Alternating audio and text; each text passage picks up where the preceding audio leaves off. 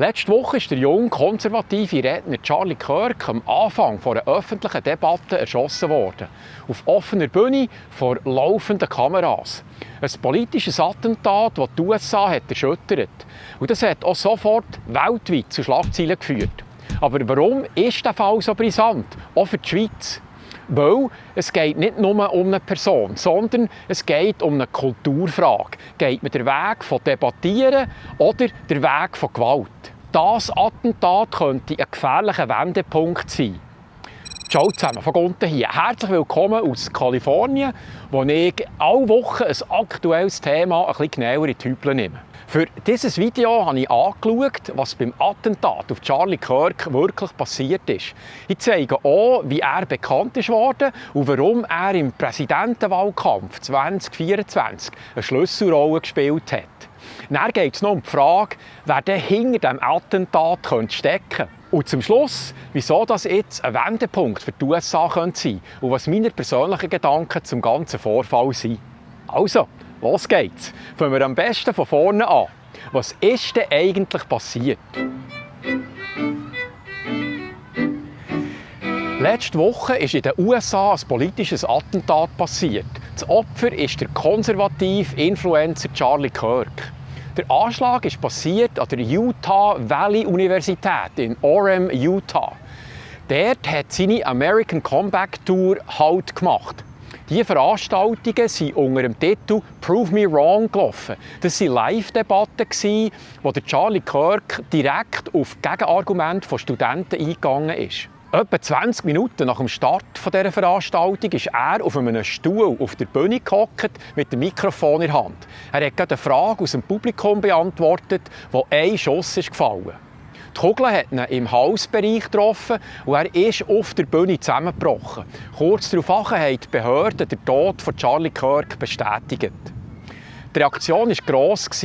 Ein Grossteil der Medien, das Internet und die sozialen Netzwerke haben in ihrer ersten Welle schockiert und fassungslos über den Vorfall berichtet. Ein junger politischer Redner auf offener Bühne erschossen. Das ist auch international als Angriff auf die Redefreiheit wahrgenommen worden. Das Echo ist weit über die USA übergeschwappt. Auch Schweizer Medien haben diese Meldung aufgegriffen, obschon der Name Charlie Kirk sicher weniger bekannt ist in Europa. Aber ein politischer Mord mitten in der Debatte, das hat auch in Europa Aufmerksamkeit und Sorgen ausgelöst. Für alle die ihn vorher kaum kennt haben, habe ich mal zusammengetragen, wer der Charlie Kirk eigentlich war. Warum hat sein Tod so viel Staub aufgewirbelt?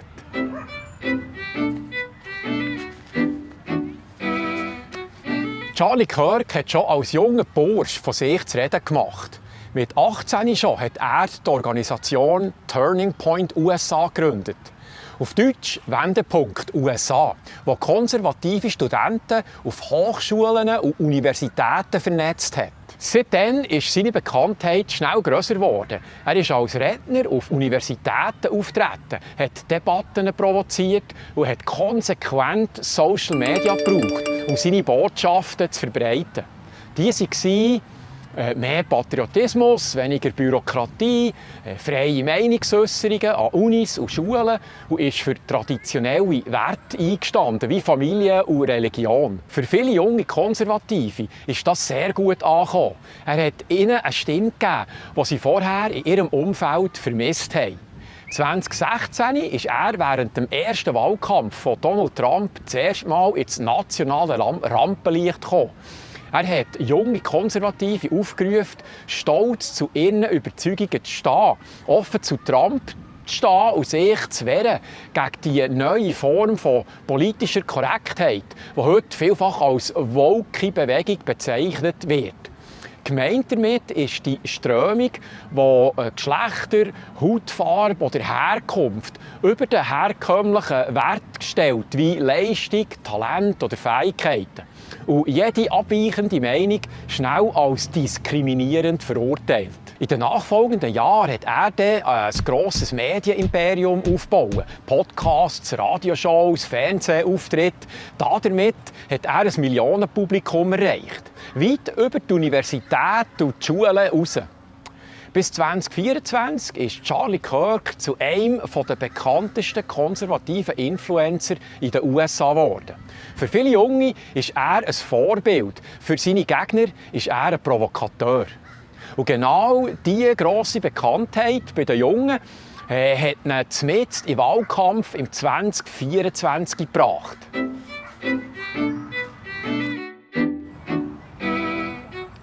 Charlie Kirk hat im Wahlkampf 2024 eine wichtige Rolle gespielt, besonders bei jungen Wählern.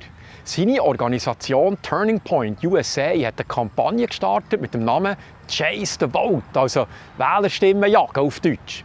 Dabei haben sie sich konzentriert, vor allem auf die sogenannten Swing States wie Arizona, Wisconsin und Michigan. Swing States sind übrigens die sogenannten Wechselstaaten. Das heisst, die Staaten, wo man nie genau sagen kann, ob die Mehrheit einen Demokrat oder einen Republikaner unterstützt. Diese Staaten sind vielfach entscheidend für die Präsidentschaftswahlen. Item. Ziel dieser Kampagne war, junge Leute und generell Personen, die normalerweise eigentlich alle nicht wählen, zu mobilisieren. Und die nicht nur als Trump-Unterstützer zu gewinnen, sondern vielfach auch als Protest gegen die aktuelle Politik der Demokraten. Also gegen offene Grenzen, gegen Einschränkung von Redefreiheit, gegen die radikale Gender- und Identitätspolitik. Der Erfolg dieser Strategie war messbar. In den Staaten, die traditionell sehr umgekehrt sind, hat Trump im 2024 zum Teil deutlich zugelegt unter den jüngeren Wählern. Kritiker und Analysten haben diesen Mobilisierungsschub nicht zuletzt Charlie Kirk und seinem Netzwerk zugeschrieben. Nach Trumps Wahlsieg hat sich Charlie Kirk ein bisschen von den Universitäten zurückgezogen und hat seine Botschaft vermehrt durch seine Medienunternehmen in Umlauf gebracht. Aber es ist nicht allzu lang gegangen, hat er angekündigt, seine Debattenmaschinerie wieder hochzufahren. Nicht zuletzt als Vorbereitung auf die sogenannten Midterms, also die Zwischenwahlen in den USA, die 2 Jahre nach der Präsidentschaftswahl das gesamte Repräsentantenhaus, das wäre in der Schweiz der Nationalrat, und ein Drittel vom Senat, in der Schweiz wäre das der Ständerat, neu gewählt wird. Dafür hat er eine neue Bewegung geplant, die grosse America Comeback Tour.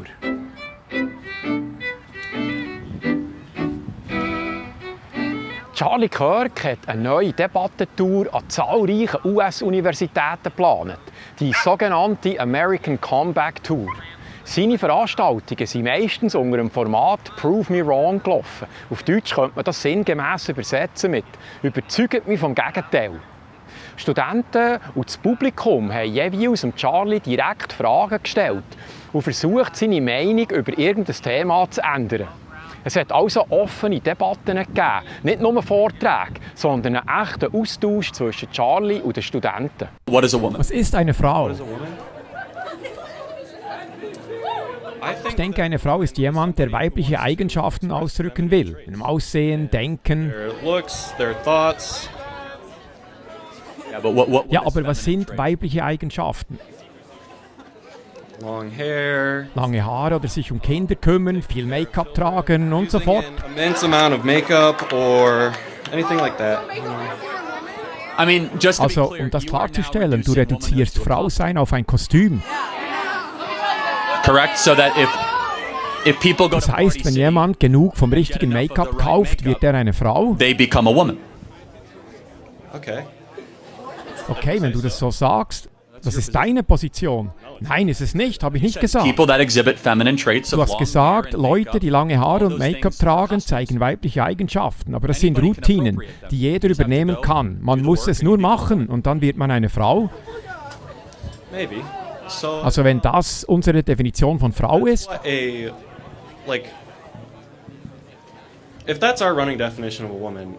Deine Definition. Sagst du dann im Grunde nicht, dass Transgender und queere Menschen eine psychische Krankheit haben? Nein, ich stelle eine Diagnose. Wenn du glaubst, du bist etwas, das du nicht bist, dann lebst du mit einer Selbsttäuschung. Und eine Selbsttäuschung ist eine psychische Störung. Bist du stolz auf Amerika? Ja, bin ich. Ich hasse Amerika.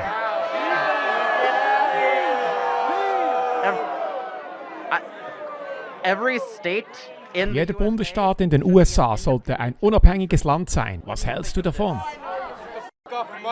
Zuerst muss ich fragen, wenn du das Land hast, planst du auszuwandern?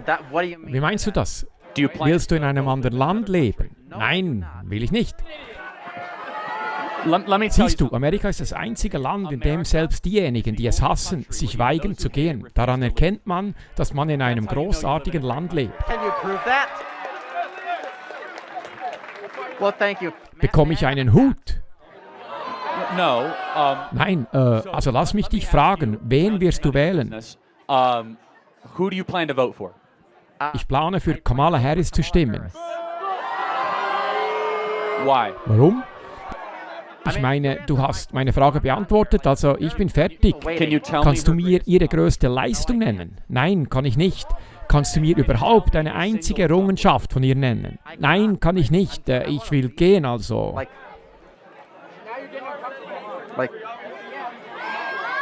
Sag mir, was ist Kamala Harris' größte Leistung?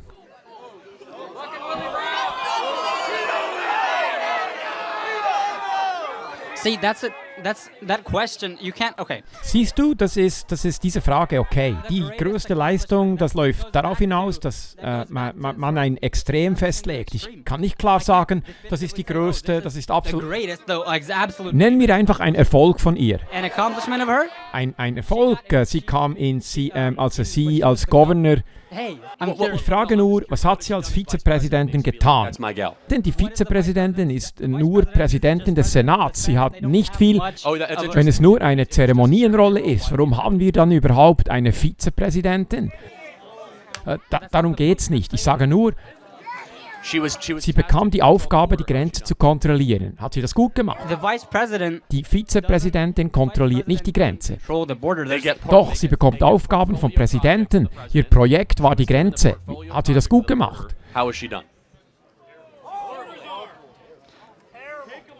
Alle Entscheidungen, also ich denke nicht, dass sie wirklich Einzelentscheidungen über die Grenze trifft. Sie hat 50 Trump-Erlasse rückgängig gemacht. Denkst du, Kamala Harris hat objektiv gute Arbeit geleistet an der Grenze? No. Nein. Okay, ich schätze deine Ehrlichkeit.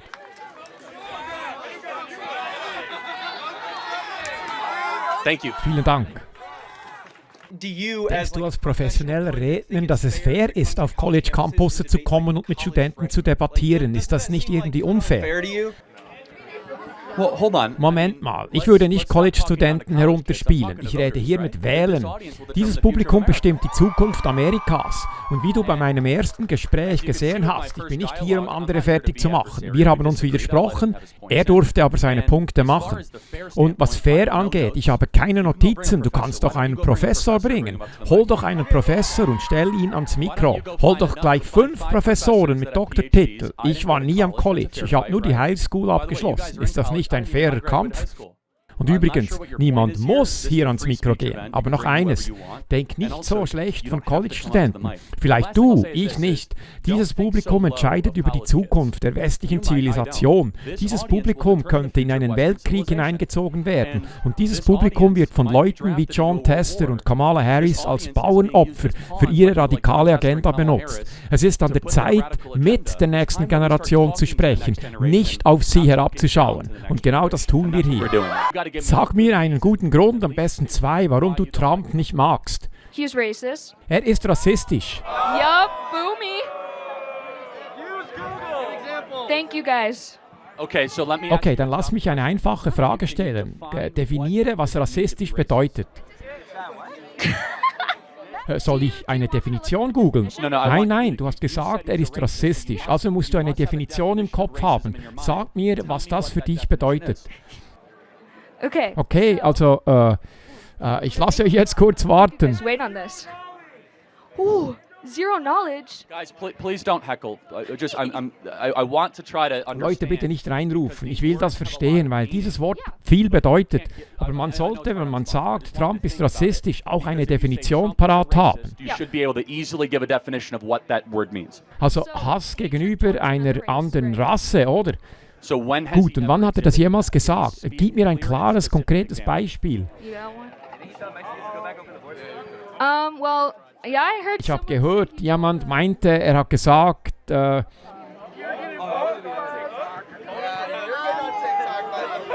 Yes! Okay, but let me just. lass mich dir helfen. Du denkst, er ist rassistisch, weil die Medien dir das gesagt haben. Du kannst mir kein Beispiel nennen, auch nicht mit Hilfe aus dem Publikum. Ich kritisiere dich nicht. Vielleicht lügen die Medien dich an. Vielleicht ist der Mann, den man als Rassist bezeichnet, in Wahrheit jemand, der versucht, das Leben aller Amerikaner zu verbessern.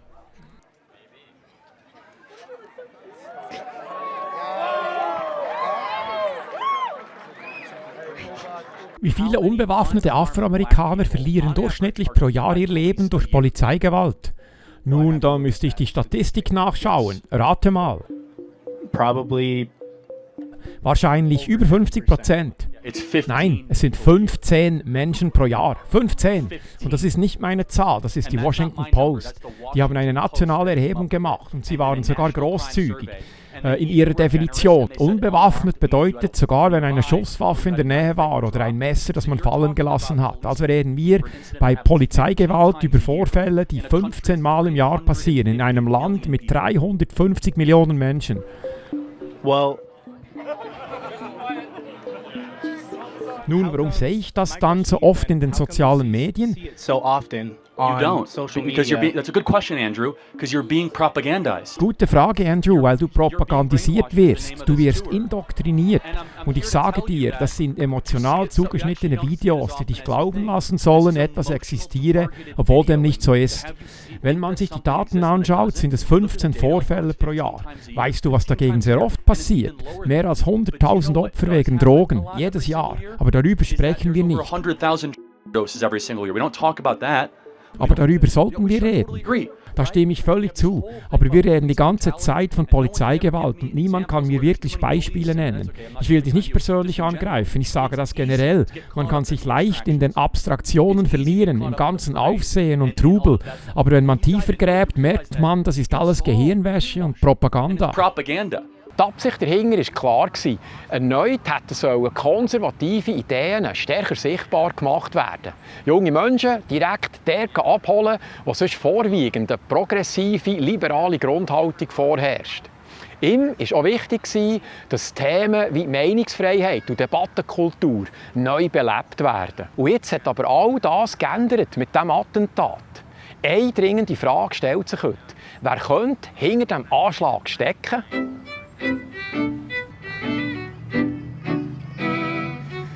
Kaum ist die Tat passiert, haben Medien und Politik schon genau gewusst, wer dahinter steckt. Eingefärbt, je nach Blickwinkel natürlich.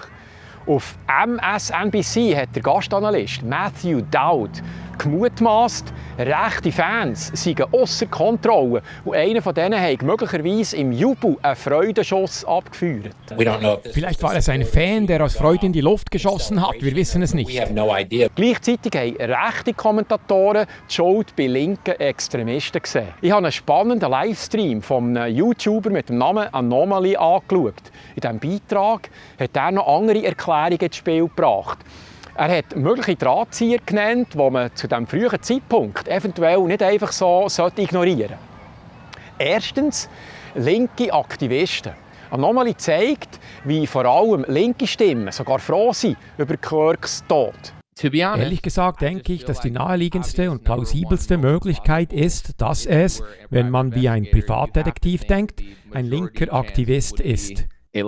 Für viele progressive Linke ist sein Tod nicht ein Schock, sondern eher eine Genugtuung. Charlie Kirk wurde erschossen. Wie fühlst du dich? Erleichtert? Hast du gehört, dass Charlie Kirk erschossen wurde? Gut so. Charlie wurde heute angeschossen. Wie stehst du dazu? Girl, jemand musste es tun. Aber, so der Anomaly, auch wenn das eine offensichtliche Spur ist, sollte man die anderen Möglichkeiten nicht einfach so gleitig wegschieben. Zweitens Islamisten. Anomaly erinnert auch daran, wie Charlie jahrelang ziemlich hart gegen den Islam auftreten ist. Auch daraus könnten sich gefährliche Findschaften entwickelt haben. Charlie war ein scharfer Kritiker des Islam. Er meinte, der Islam würde den Westen verdrängen und er lehnte das stark ab.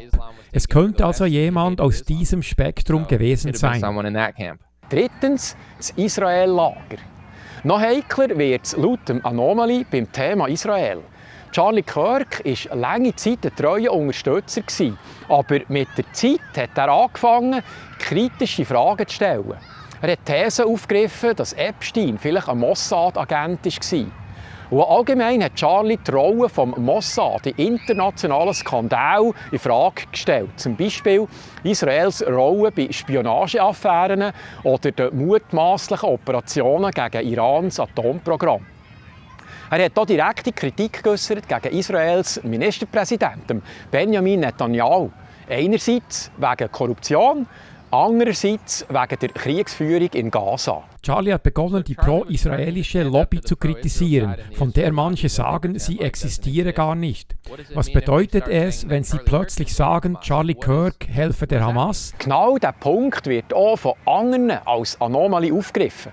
Auf X hat zum Beispiel der Harrison Smith vor gut einem Monat gepostet: "I'm not gonna name names, but I was told by someone close to Charlie Kirk that Charlie thinks Israel will kill him if he turns against them." Das könnte ein Hinweis sein, dass Charlie selber ein bisschen gebangt hat, dass er durch seine kritischere Haltung gegenüber der israelischen Regierung zur Zielscheibe werden könnte. Viertens, Ukraine. Der Anomaly erwähnt auch, dass Charlie sich klar gegen den Ukraine-Krieg positioniert hat und dort angeblich sogar auf eine ukrainische Liste ist gesetzt worden. Kritiker sagen dieser eine Blacklist, also eine Mordliste, weil immer wieder Personen, die auf dieser Liste gestanden sind, Ziel von Attentaten wurden. Yes, he pissed off. Ja, er hat sich Leute in der Ukraine zum Feind gemacht. Und dann noch fünftens, eigene Verbündete. Der Anomaly hat auch gezeigt, wie sich gegen Schluss sogar republikanische Verbündete gegen ihn gestellt haben und ihn im übertragenen Sinn als Terrorist gelabelt haben. The fact that Charlie was on air. Charlie hat live gesagt, dass seine vermeintlichen Freunde und Verbündete sich plötzlich gegen ihn wenden, ihn Feind nennen, ja sogar Terrorist. Und das beweist doch, wem kann man überhaupt noch trauen, wenn man so viel für andere macht und sie stempeln dich wegen ein paar Meinungen gleich zum Gegner. They're starting to call you the enemy over a few opinions. Der Grund war schon hier, weil Charlie das Vorgehen von Israel in Gaza kritisiert hat. Er hat plötzlich Fragen gestellt, die sonst nur von Palästinenser-Seite herkommen. Darum haben ihm das einzelne übel genommen und behauptet, er stehe auf der Seite von Hamas. Nebst diesen möglichen politischen Motiven sind auch Details zum Ablauf des Attentats diskutiert worden. Ganz am Anfang haben zahlreiche Medien gemeint, der Täter müsse sicher ein professioneller Scharfschütze sein. Schon allein wegen der Distanz. Der Schuss ist nämlich von einem Dach gekommen, das etwa 200 Yards weg ist. Das sind etwa 180 Meter. Dann ist aber ein Überwachungsvideo auftaucht und dort drin sieht man, wie jemand nach dem Schuss von einem etwa 15 Fuß hohen Dach oben runterhangelt. Das sind etwa 4,5 Meter. Und er weggesäckelt. Da hat es dann auf das Mal geheissen, ein Profi würde so ein Verletzungsrisiko nie eingehen. Komisch ist jetzt aber auch, dass die verdächtige Person im Video kein Gewehr dabei hat. Das ist dann später in einem Waldstück in der Nähe gefunden worden. Wie kommt echt das Gewehr dort her? Aber schaut selber. Ein neues Video zeigt den Schützen nach den Schüssen. Er rennt über das Dach, von dem er gefeuert hat, klettert herunter und rennt davon. Ja noch, inzwischen hat man einen Verdächtigen verhaftet, der 22-jährige Tyler James Robinson. Ob der allein gehandelt hat oder ob jemand ihn beeinflusst oder sogar angestachelt hat, bleibt zurzeit offen. Viele Beobachter stellen sich jetzt die Frage, wird das Attentat zum Wendepunkt für die USA?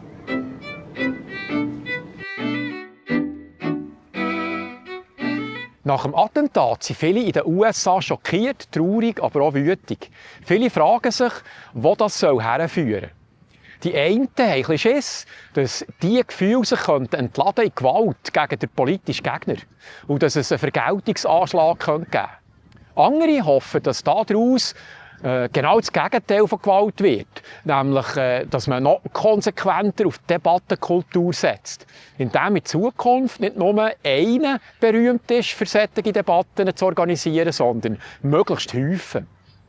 Vorbild in der Schweiz ist zum Beispiel der Roger Köppel. Er ist Weltwochenchef. Und gerade jetzt, letzten Freitag, hat er angekündigt, in der Tradition von Charlie Kirk genau so eine Universitätstour zu machen. Also, dass er auch wird so öffentliche Streitgespräche an Schweizer Unis organisieren. Ich werde an die Universitäten gehen, ich werde den Austausch suchen, ganz gezielt mit Andersdenkenden. Die Gefahr nach dem Anschlag auf Charlie Kirk ist offensichtlich.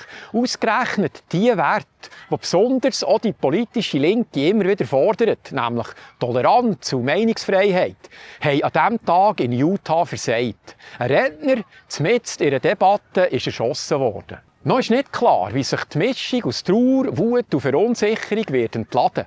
Wird das die politische Kultur in den USA weiter verschärfen? Diese Gefahr schätzen viele von den Kommentaren, die ich gelesen habe, als gross ein. Zusammengefasst könnte man sagen, jetzt gibt es zwei Wege. Mehr Gewalt oder mehr Schnurren. Und niemand weiss im Moment, in welche Richtung es wird gehen. Darum sagen viele Beobachter, die USA stehen an einem Wendepunkt. Zum Abschluss noch, was sind meine persönlichen Beobachtungen zum Anschlag auf Charlie Kirk? Viele Berichte und Schlagzeilen reden jetzt von Eskalation, von möglicher Gewalt. Ein paar schnurren sogar von einem drohenden Bürgerkrieg. Aber wenn man ein bisschen genauer herumlässt, ist das gar nicht der Ton, den man hier in den USA am meisten hört.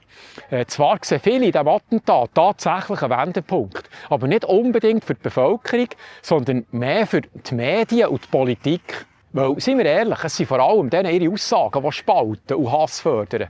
Wenn Politiker dauernd als Diktatoren oder als Hitler betitelt werden, dann ist das nicht eine sachliche oder moralisch neutrale Kritik. Dann ist das bewusste Provokation. Betonung auf bewusst. So Äusserungen tun Gewalt schon fast rechtfertigen. Die Medien müssen wieder lernen, da eine Grenze zu ziehen. Nicht die Person in den Dreck zu ziehen, sondern das Programm. Denen ihre Politik, denen ihre Ideen.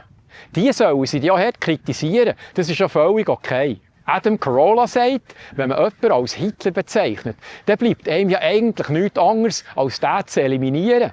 Wenn man aber sein Programm scharf kritisiert, dann ist das total okay, weil das rechtfertigt nicht automatisch Gewalt gegen eine Person. I think it's policy versus person. Für mich ist das Politik statt Person. Ich lebe in Kalifornien und denke, Gott friedlich. Gavin Newsom führt Spritzentauschprogramme ein. Das bedeutet mehr Drogenkonsum im Freizeitpark. Trotzdem nenne ich ihn nicht Hitler. Schlechte Politik sollte man kritisieren und ändern, aber nicht mit Mord beantworten. Wenn man aber konstant Trump mit Hitler vergleicht, dann ist es für mich nachvollziehbar, dass es Leute gibt, die versuchen, ihn, seine engsten Vertrauten oder Personen wie Charlie Kirk, die ihn unterstützt haben, anzugreifen. Das ist für mich dann eine logische Schlussfolgerung. It all makes sense to me. Charlie war jemand, der Brücken gebaut hat. Einer, der den Dialog hat gesucht, auch mit Leuten, die andere Meinungen haben. Er hat auch zulassen, er hat diskutiert. Und genau in diesen Werten spiegelt sich auch eine Mehrheit der Amis. Die gewöhnlichen Leute sind viel weniger gespalten, als das von außen dargestellt wird. Die meisten wollen eigentlich alle das Gleiche. Ein halbwegs gut bezahlten Job, ein Dach über dem Ring und das Gefühl, sich frei zu bewegen und sich frei zu äußern. Und genau das, denke ich, wäre auch im Sinn von Charlie Kirk. Et voilà, dann würde ich sagen, das war es wieder mal für heute. Ganz herzlichen Dank an alle, die mich seit meinem letzten Video mit einem Batzen unterstützt haben. So konnte ich zum Beispiel einen Nachmittag zusätzlich für das neue Video hier einsetzen. Das ist natürlich der Hammer. Weil der Vogunten ist zu 100% unabhängig und unterstützerfinanziert. Für eine allfällige, sehr geschätzte Spende findet ihr die nötigen Infos unter www.vogunten.ch oder auch im Beschreibungstext von jedem Video. Danke nochmal an alle Unterstützer. Ganz herzlich Merci sagen möchte ich auch an Jimmy. Er hat bei den letzten 6 Episoden als Kameramann und Produktionschef für die Schweiz und hier in den USA mit angepackt. Er ist jetzt wieder daheim in der Schweiz und ich bleibe aber noch weiter in Kalifornien. Das bedeutet, ich muss jetzt dann wieder alles selber machen beim Drehen. Das gewandelt mich dann wieder ein bisschen um. Ja, no? Merci, Jimmy. Ja, und das Gesicht im Schatten noch ein bisschen links. Gut, stopp, gut. Kannst noch ein bisschen näher kommen, ganz wenig. Also, merci fürs Zuschauen. Bis zum nächsten Mal. Tschüss.